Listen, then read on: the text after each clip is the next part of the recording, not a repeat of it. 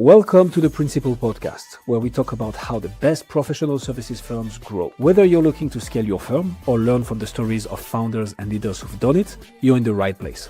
Join us as we interview the best leaders in professional services. Let's get on with the show.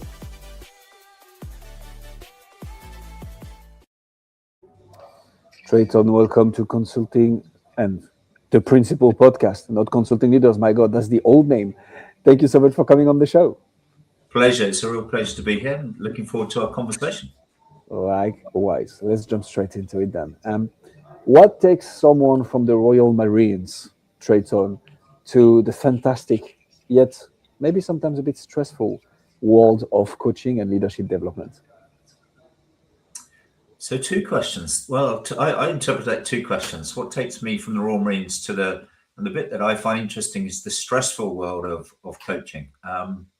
I'm going to start with the second point, if I may. I don't find it stressful at all. I find it enjoyable and rewarding. And I guess that sort of answers the first point. What took me from the Royal Marines into coaching in the consulting world? I spent my military career helping others, a lot of time with that, not only in operations, but in the training world as well. So I was helping individuals to be the best version of themselves, to operate to an extremely high level in some really complex and challenging environments. So it was transferring that knowledge, that approach into the corporate world. And I very much see, my role as a coach, as a consultant, is to help others to succeed.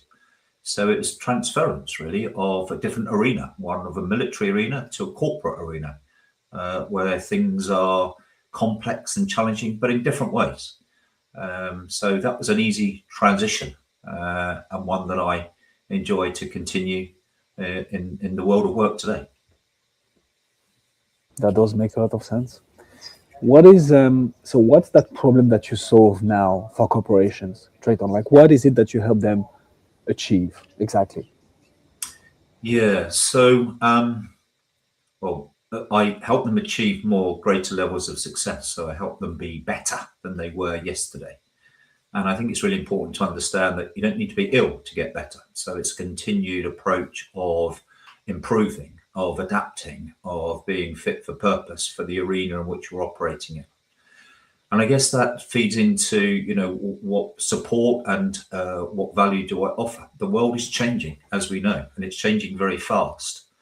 So not only helping people to deliver and be successful in the arena they're operating, but the other key factor that we provide is a way for them to learn and learn how to be more change able, learn how to adapt to the constantly changing environment in which they're operating in. So I guess one of the value that we provide is adaptability and the ability to be successful in those new ways of operating. And we've never been busier than ever now because of the constant changes in the new world of work.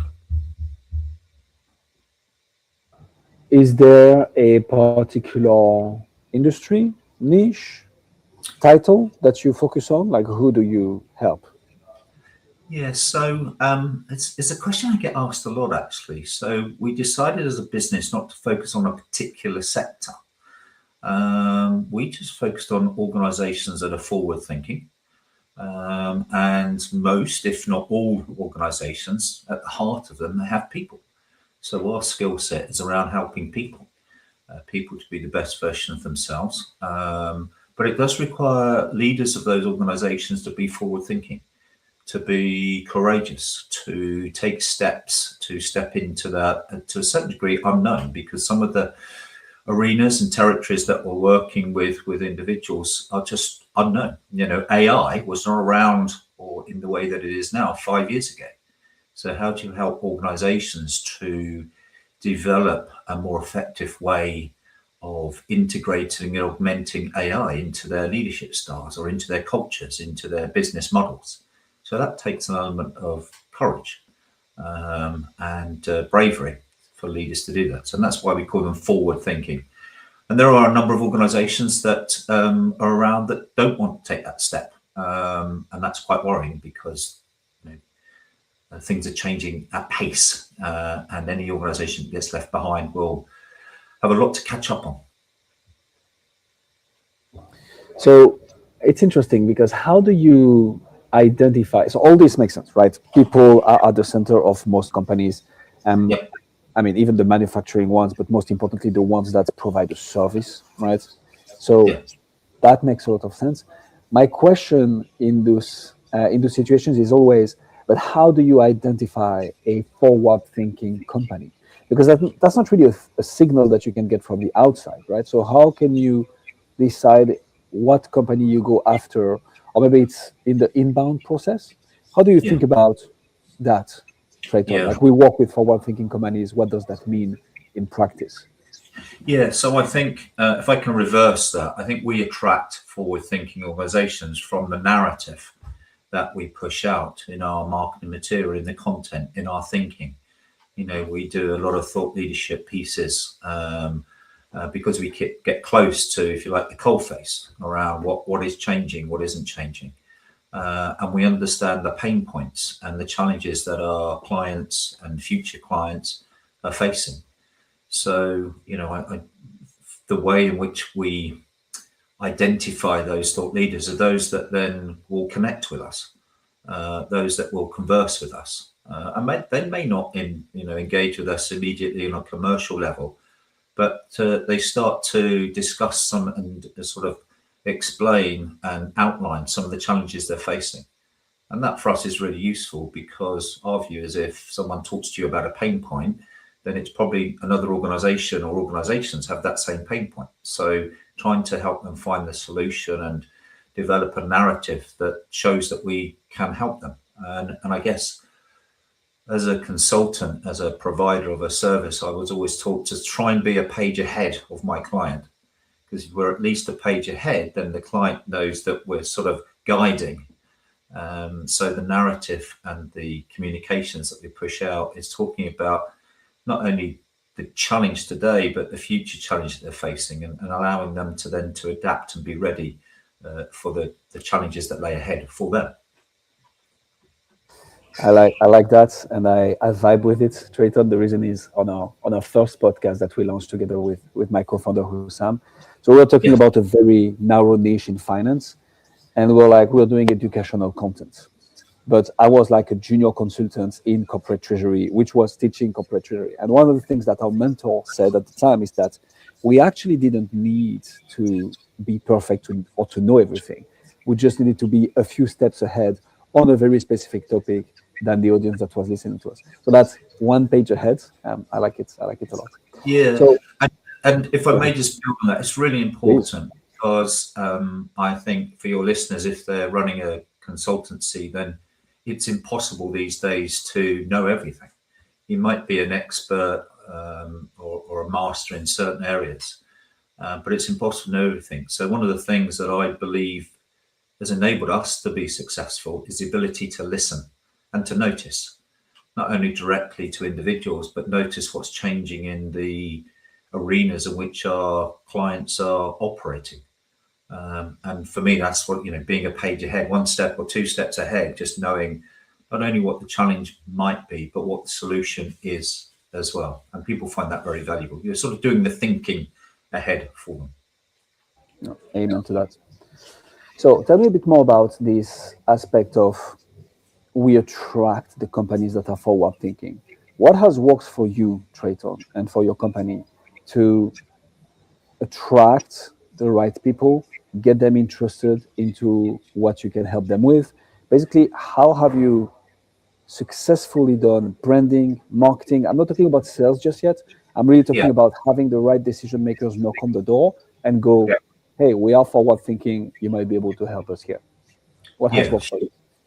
So things like this, so podcasts, and especially for us, what's worked very well for us is webinars. So when we listen to those pain points of our clients, we will put on a webinar with that title, making sure, as I say, the narrative resonates for individuals. And then we put a piece of the content within that sort of 45-minute webinar to describe the pain point, but some of the practical solutions that they may put in place. but also going back to the, page ahead, what some of the next stages on their journey of success might they face, and some of the things for them to start, not necessarily implementing, but certainly thinking about how they can get ready to be able to address those challenges that may be coming forward. So we do that, and in the same way, through all our marketing channels, the same narrative, whether that's through emails, whether that's through thought pieces on our website, through blogs or articles. And also, one thing that's been really fantastic in building our community and is sort of self-propelling is our coaching weekly. So we send out a weekly newsletter, which again talks about the pain points we're hearing and the ways and approaches and tools and models that we've either developed or found. So aggregating data and the simple principle of just helping our clients to be more successful. And a lot of that content is obviously free, but by building that community, by building that database, it then gives you an opportunity to connect to more people. And when they have that pain point or they need some support, we're the first people that they connect with and ask for that help. So that's how we do it.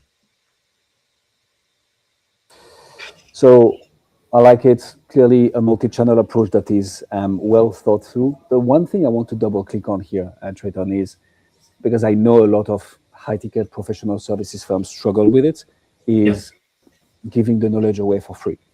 And that sounds counterintuitive, but one thing that we've noticed, especially as we help bigger and bigger companies, is the people who would use all your free resources and not pay you or become a paying customer at some point wouldn't buy from you in the first place anyways.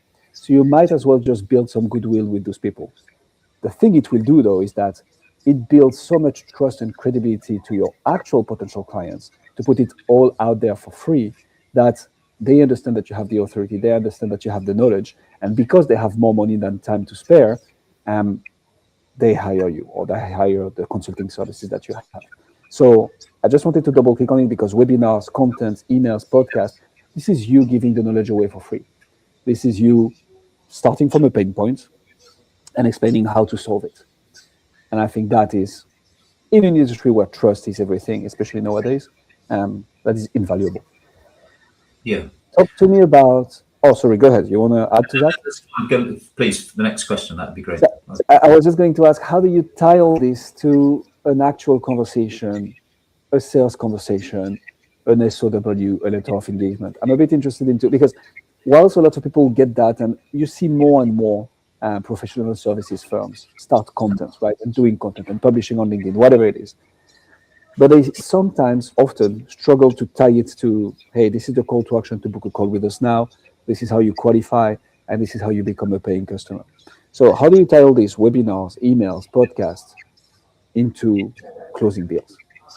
Yeah, it's a great question, and it's a challenge that we do face. That we do give a lot away free content, and we do give our solutions away. But I'm a great believer that just staying close to clients and potential clients and constantly having conversations with them through whatever channel that is, at some point they will need you. And if you build up that database where you're having so many conversations, so many touch points, that the pipeline will appropriately get filled when there's a point of need. And I think there's two elements. There's one, having the knowledge, but because this is our area of expertise, then to execute on that knowledge and to turn that knowledge into value is the key piece. And let's step back from that and look from our clients' perspective. They have so many challenges that they're facing that for whatever budget that they have, for us to come in and execute and fulfill that takes half the time. It might take twice the money, but it will take half the time. And a key principle of many of our organizations is the speed of execution. And that's critical. You're only going to stay competitive if you do it faster and better than your competitor. And I think that's the advantage that we bring, that we can come in, we can execute quickly, and they get the value from that. But the way we also then work, and this is about keeping the longevity of the relationship, it's not just executing and delivering the value, but it's also with the coaching element and, if you like, the training element, is making sure that we embed that approach, that operating system, that way of working within their organization. So it's not just about coming in and doing a quick fix or a quick win to get them to a certain point. It's about giving that acceleration, but then maintaining that acceleration and learning those adaptable, agile, sustainable ways of working within the organization as well. And that then creates a relationship, because you create, if you like, a partnership, which is long-term revenue. And like any relationship, you can then build on that. And that helps you to grow your own business, but helps them to grow and be successful as well. Tell me more about that. How do you double down on the relationship, which is the business that we're in, right? Professional services is about relationship. But so I feel you have a very smooth marketing and sales process, which is essential to growing a firm. How do you, once you build that relationship though, optimize for client retention? And here I'm not speaking specifically to how do we make the most out of each and every client, but how do we keep on providing value? How do we identify the next problem that our solution generates, right? Because it's always the same. You solve one problem, you create another, which is a good situation to be in. But so how do you do that, Trayton? So one simple word, building the trust, because you're only as good as the last piece of work that you did with that individual. So it's building that trust, and the way that you build trust is build the relationship. So myself and the team are constantly connecting with our clients, with individuals, going to them even when there's not a pain point, but just checking in. Like any relationship, you need to nurture that. So we put a lot of time and effort into nurturing relationships all the time, not just when we want to do work with them. And in those sort of formal but informal touch points, you'll then hear their pain points or their objectives and their visions of where they're trying to get to. What we also find is not only they come to us for, I guess, our area of expertise, but they then come to you because they trust you with other areas which aren't your area of expertise. And it's really important to be clear about what you do offer and what you don't, because you can deliver work that fails, and as soon as you start to fail in the delivery or dilute the trust in that relationship, then that will dilute the relationship. So trust and building the relationship are absolutely critical, and be really clear on the value that you can provide, and be really clear on the things that you won't or can't provide, because that will erode it. Even though it may be a quick win to get some revenue on, onto the bottom line, it will erode the trust. So trust and relationship are critical for us in maintaining and building our pipeline. You're only so good as the last piece of work you did for a client. I really like that. Yeah, exactly. I really like that.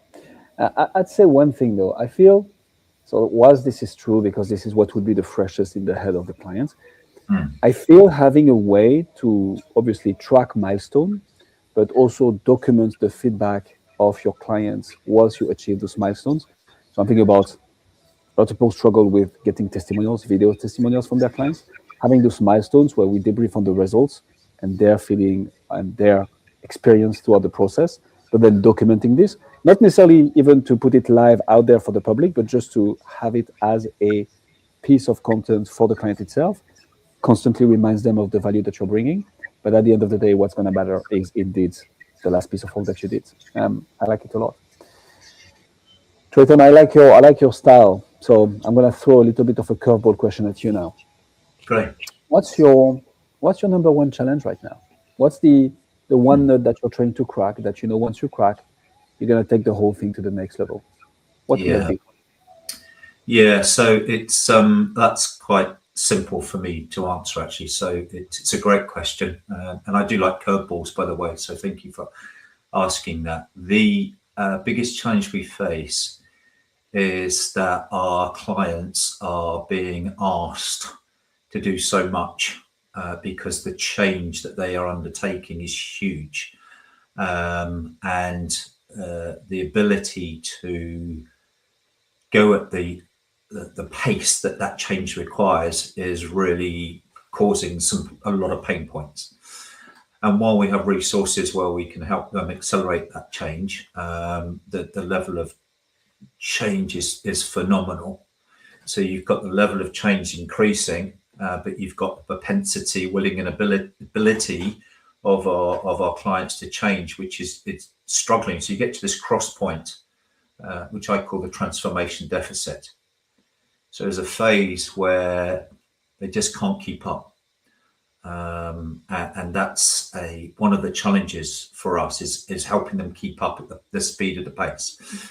And I love this phrase. I can't remember who said it, but yesterday was the slowest that we'll ever move at, because today we're going to move faster and tomorrow we're going to move even faster. And that's the pace of change. It's just phenomenal. And a lot of our clients are struggling with that. And senior leaders are getting to a point, sadly, with burnout. And burnout is a reality and it's on the increase. The other thing I think that we're facing is because some organizations are just trying to get through the day, trying to survive. It's that when you go to them with solutions and ideas about how they can continue to be fit for tomorrow, they just don't want to engage with you because they just haven't got the propensity to think beyond today, let alone tomorrow. And I've noticed saying that, as the change increases, their ability to engage with us with their energy, not to say their budgets, but their energy is starting to dwindle. And we've got to work out how we solve that. And we've got to find a solution to address that transformation deficit. But it's a challenge that we thrive on and one that we're looking forward to finding a solution to. So I feel I understand why you like curveballs, because you're very good at receiving them, Trayton. So this feels more like a challenge for your clients more than a challenge for yourself, although the challenges of your clients that you're supposed to solve are probably challenges for yourself as well. But so let me go down the rabbit hole here. What's the solution then? Or obviously, if it's a challenge, you don't have it yet, but how are you thinking about helping your clients who are being asked to do so much whilst undertaking so much change, and probably was having budget that are tightening up. So how are you thinking about solving it? For me, it's going back to that trust and that relationship. And it's just sitting or being by the side of them as they try and we try to work out what that solution is. My experience tells me if you try and push a client down a certain road or trying to push too much onto them too quickly, they'll switch off and you start to erode. They close the door on you. They won't let you sit there in the room.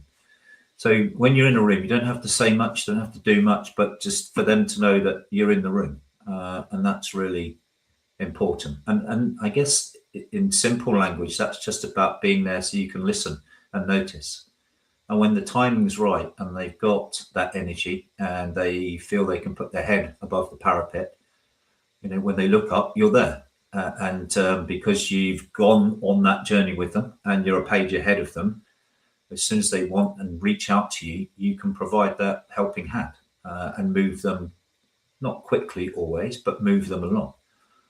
So the simple answer to that is just be there for them when they need you. You don't always have to be providing solutions. You don't always have to be selling to them. It's just about being there and being their partner in facing the challenges that they face. And sometimes just sitting there and being in the background is a key part of doing that. Trayton Vance, ladies and gentlemen.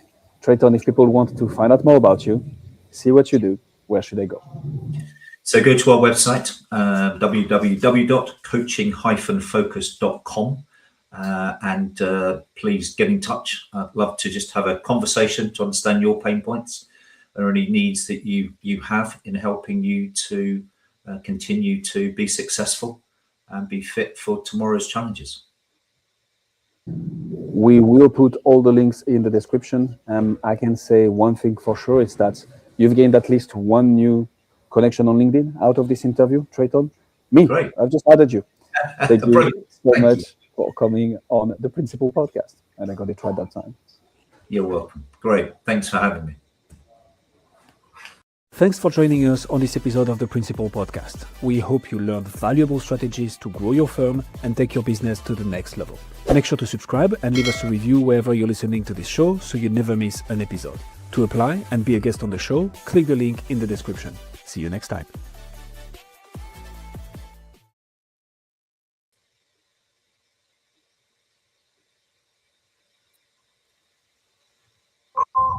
Oh, wait.